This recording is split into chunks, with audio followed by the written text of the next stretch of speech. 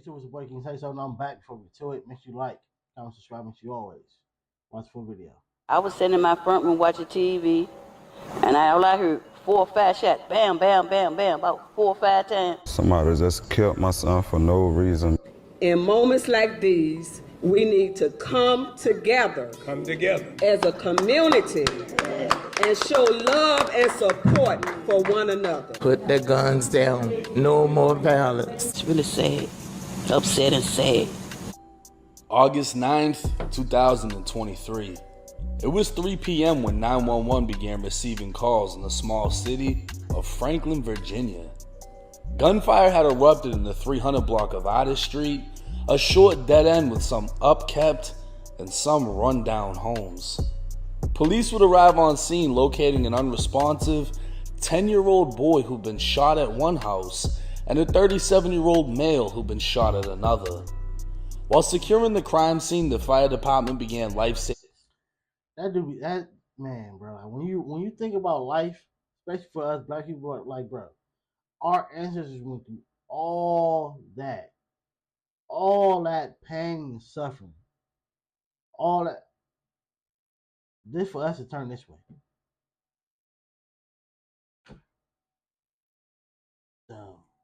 Giving aid while transporting the victims to a hospital 7 minutes away.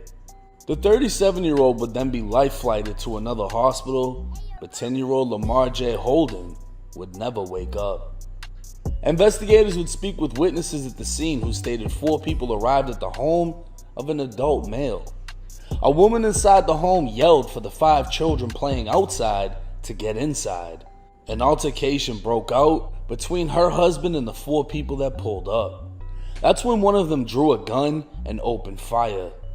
10-year-old Lamar J. Holden, a neighbor who'd been playing with the kids at the home, had ran inside with the rest of them.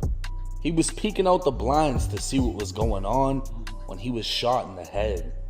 His body fell limp against the front door. The woman opened the door, and Lamar J. collapsed on the front porch, unresponsive.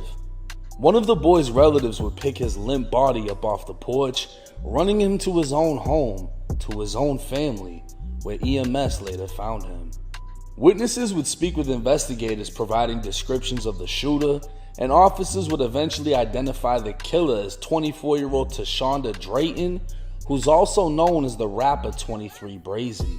Warrants would go out for the big body 5'11", 250-pound female on charges of first-degree murder, attempted murder, malicious wounding, shooting into an occupied dwelling, use of a firearm in the commission of a felony, threat to burn or damage a building, possession of a firearm by a convicted felon, and discharging a firearm in a public space. Come to find out, 23 Brazy was out on bail at the time of the shooting.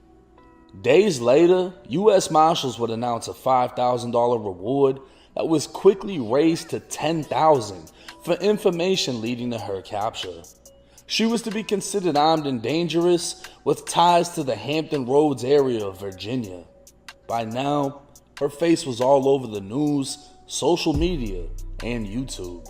Her Instagram would be taken down, comments on her music videos would be turned off, and the hunt was on to locate the child killer. It would become even more disturbing as lyrics found in one of her videos would describe spraying kids with gunfire. If you beef with a robber, pop up at his shoulder. The only thing spraying is kids for sure. 4 months after the murder, the U.S. Marshals would yet again raise the reward, this time offering $20,000 to anyone with information leading to... Bro, kids should be left out of all subjects. Like, what? Like, it used to be back in the day, even if you seen your op and they're out and they got their kid with them, you know, y'all nod at each other like, yeah, okay, and they keep pushing. You do not involve kids in y'all dumb beef. At the end of the day, you know it's done what you're doing. You know it's done. Like, you're doing something, again, for a color, a word, a block that you do not own. You don't own none of it. 23 Brazy's capture. The Marshals would state she's known to identify as a male and goes by the name Berlin Montrell and the nickname Punny. Come to find out, Punny 2 Brazy was her original rap name, and she would change it after the death of a close friend. Back in April of 2020, officers responded to a shooting where they found 23-year-old Stephen White III dead at the scene. Over 40 shell casings would be recovered, and the following day, when medical examiners conducted an autopsy, they stopped counting the bullet wounds because there were so many.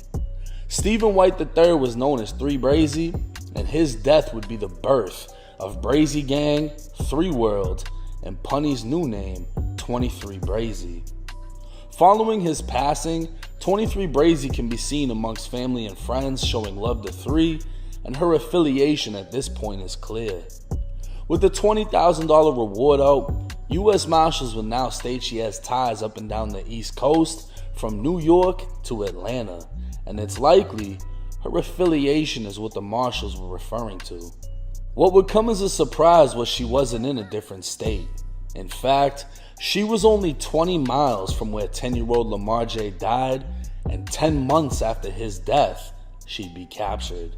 A Franklin fugitive on the run for nearly a year is caught by U.S. Marshals in Southampton County. I'm at Brookside Square Apartments, where Tashonda Drayton was taken into custody after a 10-month manhunt. One woman who asked that we conceal her identity had just stepped out her door with a cup of coffee and was met with dozens of U.S. Marshals. It was scary. It was very, very scary. She watched in disbelief as Drayton was escorted away from the building. There's a lot of children out here. And then the fact that, that they had her here. It's a moment Senior Inspector Robert Bowers with the U.S. Marshals Service has waited for since August. And then Drayton came to the top of the stairs and said she was coming out, and she said she had her hands up. And at that point, I visibly was able to see that it was Drayton. On Tuesday, U.S. Marshals found Drayton hiding in an apartment directly across from the best friend's home. U.S. Marshals would announce that despite a $20,000 reward, they didn't receive any credible tips. They believe a few people knew of 23 Brazy's whereabouts and that she stayed inside for months at a time without moving. Investigators spent countless hours surveilling the Brookside Square Apartments in Southampton as they learned that's where 23 Brazy's best friend lived. And on June 18, 2024, Marshals knocked on an apartment unit's door, to which a female came out. Shortly after, 23 Brazy surrendered.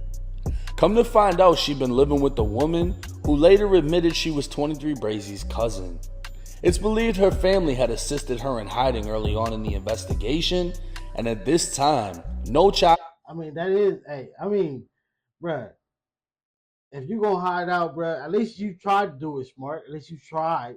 At least some people will be on the run and still be walking around, going to the store, driving around, no license, car tinted up, ain't been arrested in 15 years. Like, Charges against the family have been filed for hiding the alleged child killer.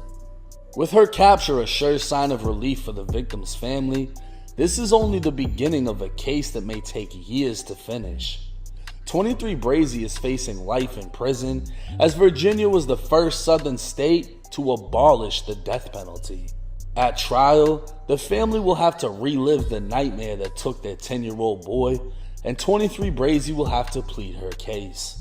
It appears clear that he wasn't the intended target, as she fired at a man while striking his home. But any legal gun owner understands he or she is not only responsible for the gun, but every bullet inside of it that's fired from it.